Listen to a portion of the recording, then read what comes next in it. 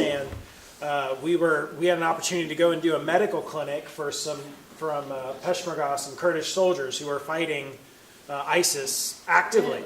These guys we were less than a mile away from the front line. I prayed for you. Well, thank you. I needed it. It was wonderful.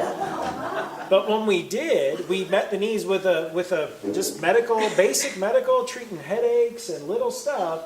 We got invited into a mosque and were allowed to pray in Jesus' name over those soldiers. Now, to do that alone should have gotten us killed.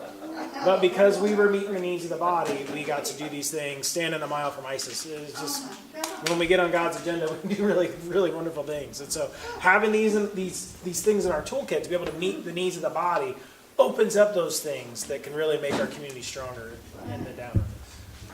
So Dr. Pam is going to just give us some equipment. Right, so we're like kind of down here, and those of you who know me well know I'm pretty informal with stuff and everything. So if we have a question, just ask or whatever.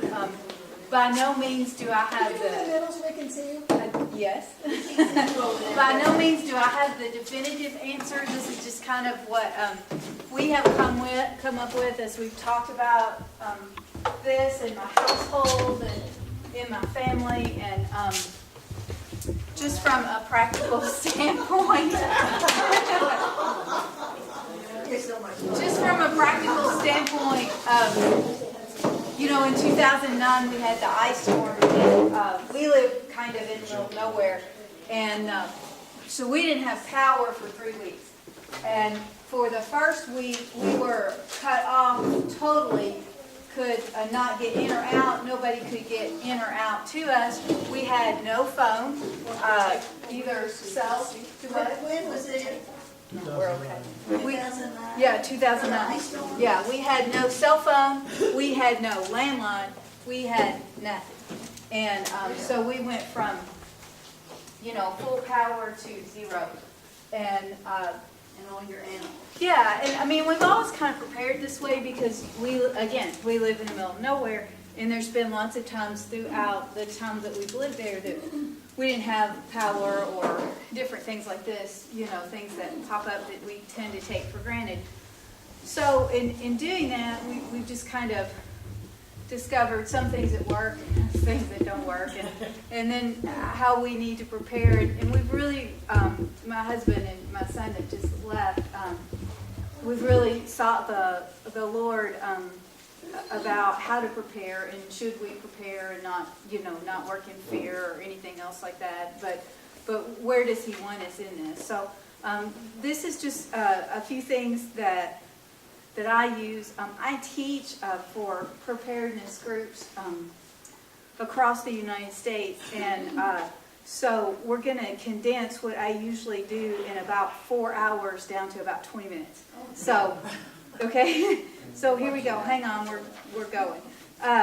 So my disclaimer is this is intended for educational use only, not intended to diagnose or prescribe. Check with your doctor before beginning any new program, okay? Done? Everybody clear on that? Okay, awesome. Woo-hoo. Here we go. We have a lot of, and I'm just going to start with the first thought process, because I don't know where you guys are in this journey. So if I'm going over things that you already do, just please forgive me. If you have something to add that benefited you, then that's great. What I do is I put together a combination of things. I love the oils, and I know everybody here is an oil person, and but that is not my primary thing. Oils are a micro ingredient, and they do a great job in a lot of ways, but there are some things I just would not use them for. So I'm just being real practical here, and I'm telling you, here's what I'd use and here's what I wouldn't use. Some of this we have used throughout the years because we've been in situations. My son that just left, he is a Kentucky EMT. His sister's a wolfer, so she is 911 when you're more than 2 hours away from the hospital, rappelling down cliffs and hiking into the backcountry and all that good stuff. So, again, this is just stuff we've learned over the years and then gotten training for and everything too. FEMA and the Red Cross both have websites that have suggestions on what you should store and how you should store it for each family. I checked right before we did the seminar to make sure that that was still up, and it is, and you can download those checklists for that. One of the first things they recommend is that you have water. So don't buy stuff that you don't use, because then it's wasted, okay? Buy stuff and use it, and as you cycle through it, replace it. So we have both bottled water and a way to get water, and I'll go through that in a minute. And then they recommend 72 hours worth of food. All of my kids in the various places that they live have these buckets, and this is 72 hours of freeze-dried food that's good for like 25 or 30 years. And my daughter that has gluten issues has a gluten-free one. And we chose this brand, Legacy, because they have no GMOs, and so that's why I like them. So 72-hour food bucket. So when we first started thinking about things like this, again, I was looking at my level of responsibility, what's my training might be different than somebody else's, and then what do I need to carry with me. So just from a logistical standpoint, we have hard maps. I do not depend upon electricity because there's times when it's just not there. So we have hard maps of everywhere we're going, everywhere the kids live, how we would meet up, where we would meet up, and what roads would you take, and how would you get there.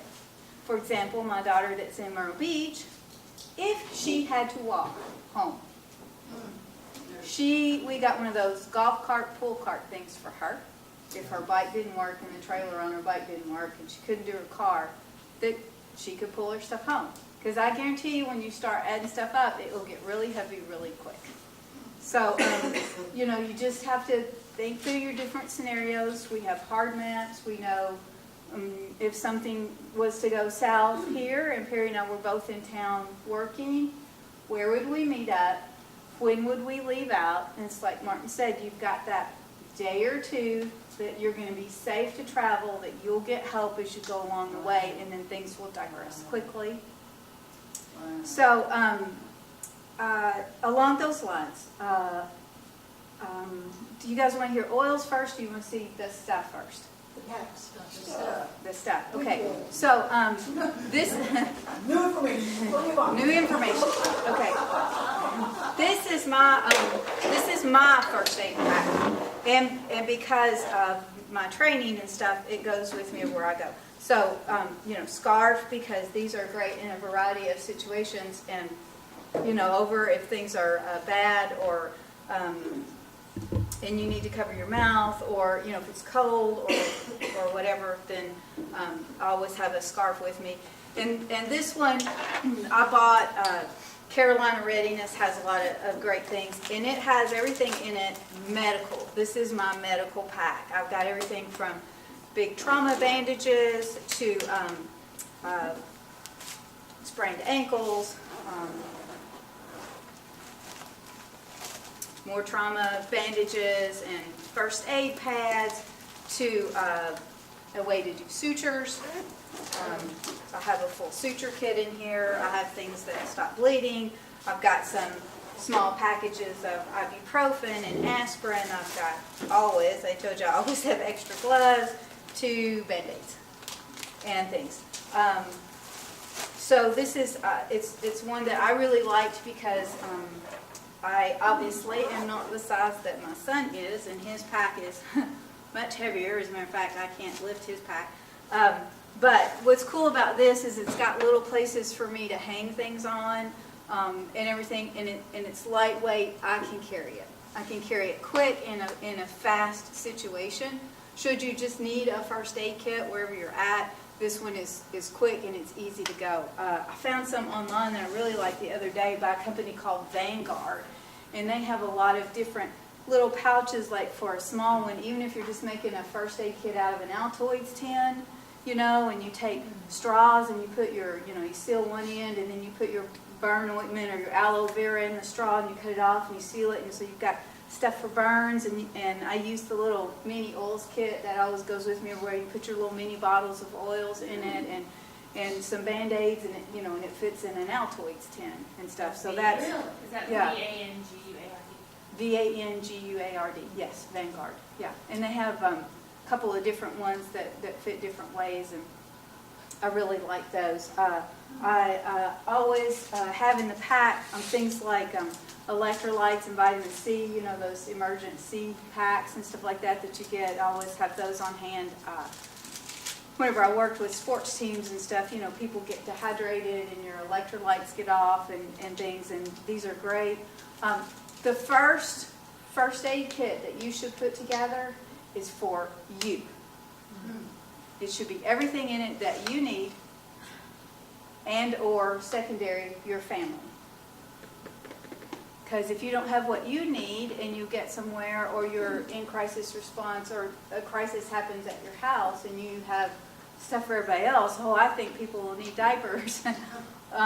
You need to take care of yourself again first. And that's not selfish, but if you can't take care of yourself, then you become the victim instead of the helper. I also have usually always a couple of homeopathic tablets. Arnica, this is one that I use frequently. Not very long ago, this summer, I was traveling on vacation, and a couple of my clients were in an automobile wreck, and we met up with them on the road. They diverted their trip to meet with me where we were headed, and she had gotten out of the emergency room but needed a lot more care, and she was cleared by the doctor for that. And so we did arnica and oils and got her out of pain. And again, it was that first aid situation, and started her way to healing. I make tinctures, and we can do a class on that in the future or something like that if people want to do that. But I always have tinctures for different things, and you can put them in plastic bottles. Even though glass is a little heavier, I tend to carry glass because it doesn't, if you put your essential oils in your tinctures or things like that, it will eat through the rubber gasket and the plastic and stuff eventually. So I usually do this, and then you always check the gaskets and stuff. But I have things that you think about, you encounter, like this is yarrow, and yarrow is great for fevers, and it's a good nervine and stuff like this. So I usually have 2 or 3 tinctures. Echinacea is one I always have on me because it is wonderful for wound healing. A lot of people think of it for colds and flus, but it's wonderful for wound healing and stings because echinacea draws the poison out. And so it's one of my favorite things for that to use topically as well as internally for those various reasons, as well as colds and flus or sick or whatever. And then I always have white oak bark. We're going to give Sharon some in a minute because it draws. And it oak. It is an astringent, and so it dries things up. And if you cut your hand, and I didn't have any lavender on me, I would drop white oak bark on it, and it will coagulate the blood. So it's one of those things that will draw up mucus in the body of any type, and it will draw out fluid and help heal and disinfect. And so white oak is, that's cheap and easy to make, and so I always have white oak bark. And then I usually have colloidal silver too, because that's like, you guys remember the movie My Big Fat Greek Wedding, where the guy was squirted Windex on everything? Colloidal silver is my Windex. So it goes on everything. I use it on the sheep when they got, cut this morning being sheared to, something going on internally to anything going on externally for anybody, for any reason. It's one of those things that tends to be real hypoallergenic for a lot of people. Okay, so this is my, for those of you who have done any work with preparedness or whatever, this is my bug out bag. And it goes with me everywhere I go. Everywhere I go. If Perry and I, you were talking about that, if we're in his car, my bag and my boots go in his car. If we're in my car, his bag and boots go in my car. If we go, wherever we travel, this goes with me. Because,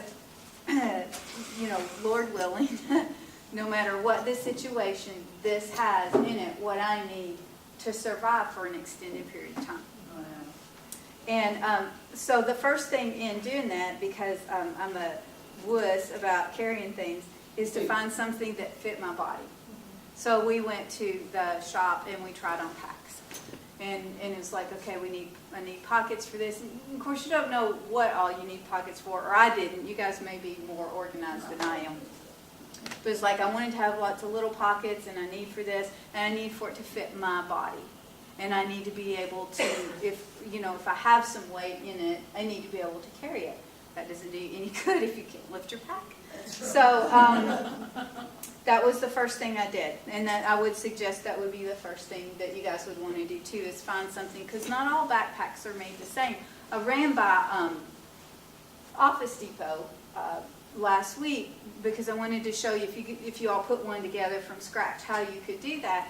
And they had a great one that had all these little cubby holes and places and stuff like this.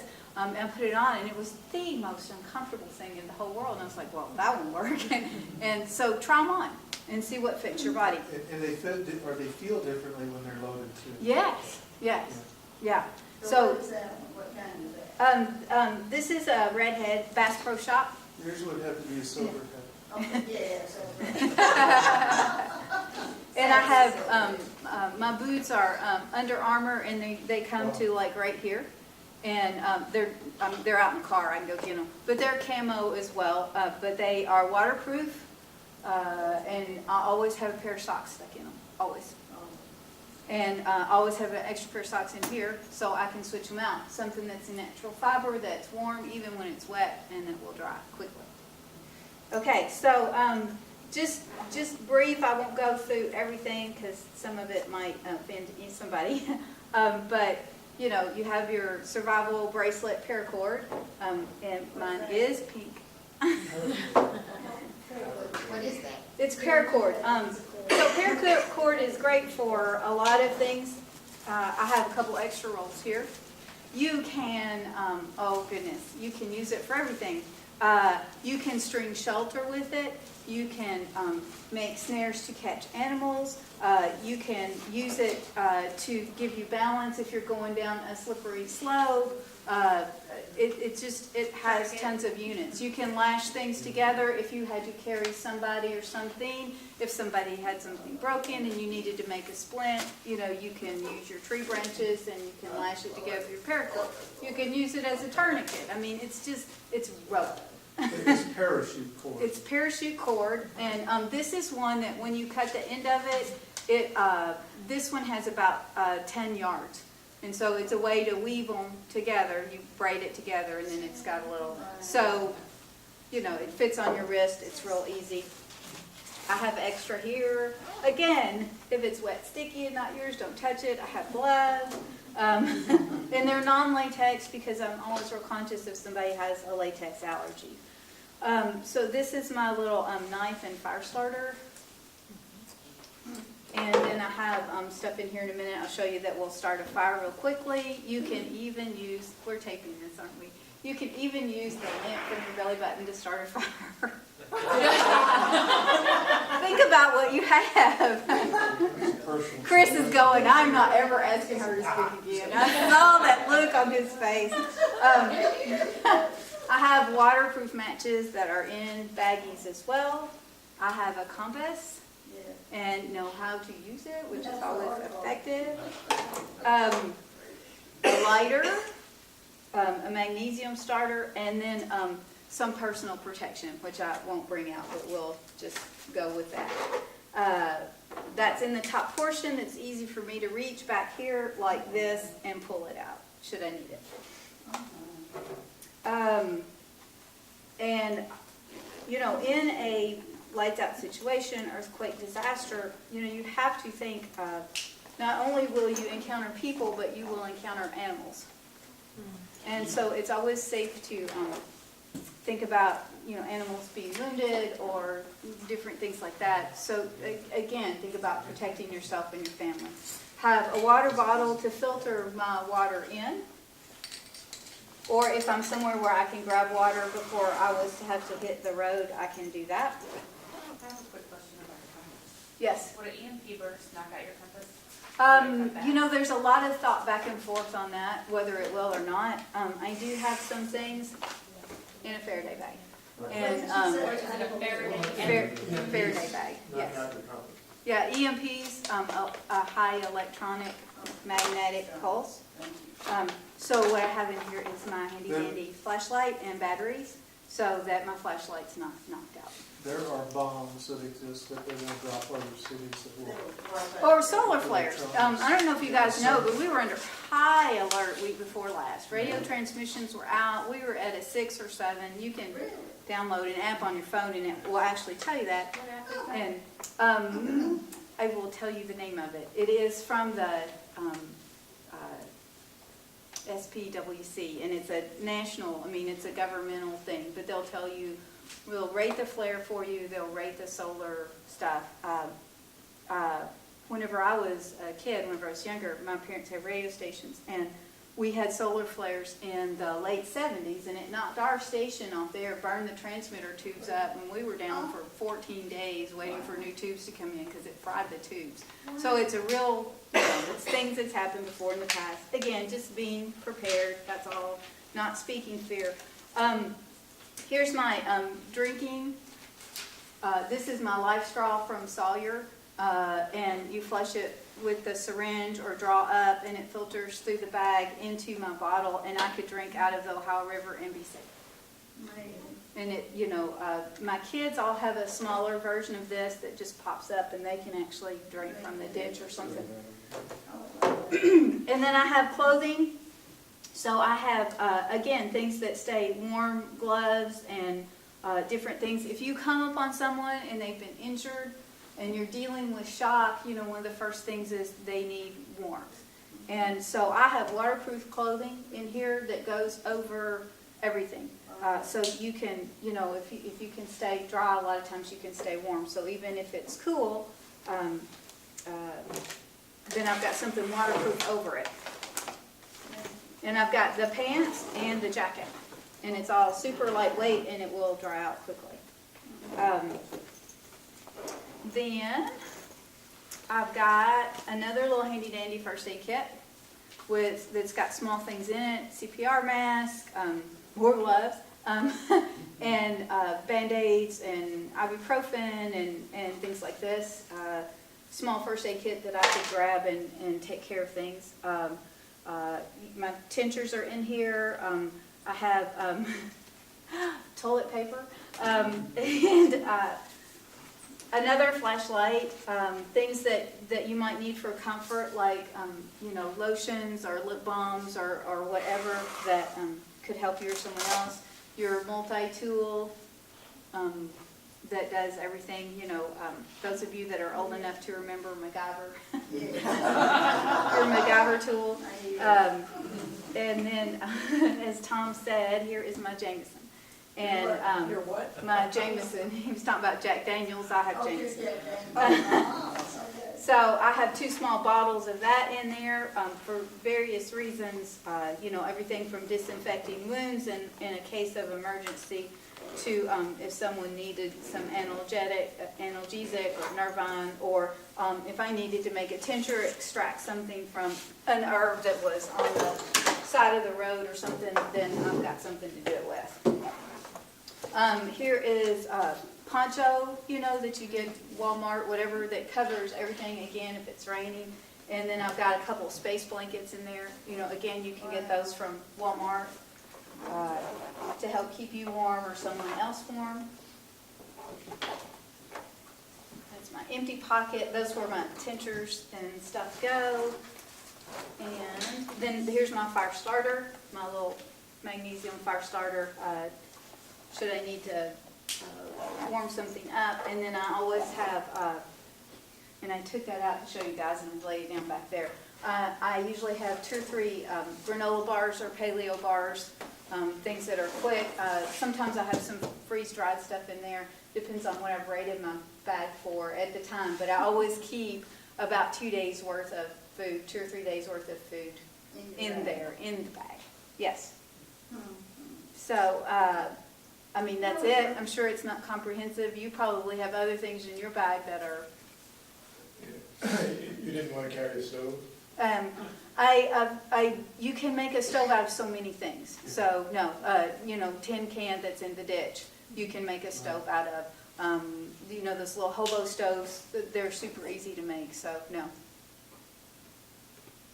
I was just thinking about a bungee cord. Mhm. If someone is, if they're in shock, you can just wrap that blanket around them. My paracord. Or that, cut it. Yeah, and then, cut it with my knife and done, yeah. Yeah. It doesn't rattle. Do what? It doesn't rattle, does it? Paracord? No, not real easy, no. I think it does. That's nylon. Yeah, it's nylon. Yeah, and I can use my lighter and burn the end of it if I don't want it to ravel There you it go, off. that seals it. Yeah. That silver bag that the flashlight was in, was that? That's a Faraday bag, so it's EMP proof. I have several of those at the house. Right now, like Marconi, these electronics, those are these EMPs and how to protect yourself. Metal boxes, metal bags like this. That you can build cages, trash can, wire, and things like this. And this is just one. Carolina Readiness had bags, and so I've got several solar chargers and things at the house that are in Faraday bags that would survive an EMP, as well as some other things that are electronic sensitive. We have a set of walkie-talkies that are in Faraday bags. So just if there was some sort of solar storm or something like that, that would happen. They're a little more. I have a huge EMP in my office. It's called Sparky, and it will wipe out things. And you can drop your car keys in a Faraday bag and put them on top of Sparky and run it, and it won't wipe them out. So I know the bags work really well because I have wiped people's car keys out before. Okay, so another thing I have at the house is this is my herbal notebook. It's always good to have hard copies of things. Again, not depending upon, the internet, because that can go down. So I usually, sometimes I use my iPad and I speak into it because I hate to type, and then I have it printed out and I tape it to the page, and sometimes I laminate them, and I've got recipes in here and cross references and this and that, and I know what it does. And so your oils notebook, your herbal notebook, all of that works for this. And this is one of those little day runners I bought at Staples, so you can buy the pages for it, and then you can organize it however you want to. And don't let that be overwhelming, because it could be. Just do one at a time. Say, okay, well, this week I'm going to learn about helichrysnium and lavender and peppermint and all I could use them for. And then put that in your notebook, ABC, here it is, recipes in the back for colds and flus, for bleeding, for this or that or something else. And build your own little medical notebook. Mine has herbs and oils and everything in it.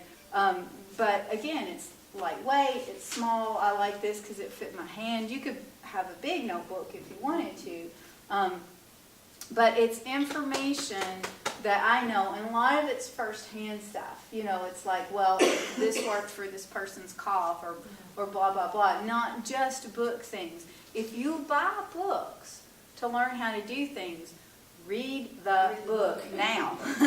While that you can understand it and you know where that's at, where you can put your finger on it. Because in times of crisis, you will come in and you'll go, what did I do with that? I mean, I had that happen a couple weeks ago when we had a lamb born. I had put together a lambing kit even before that we went, and the lamb came and it was premature and it was having trouble, and I ran up to the house from the barn and I couldn't remember where I put my gloves.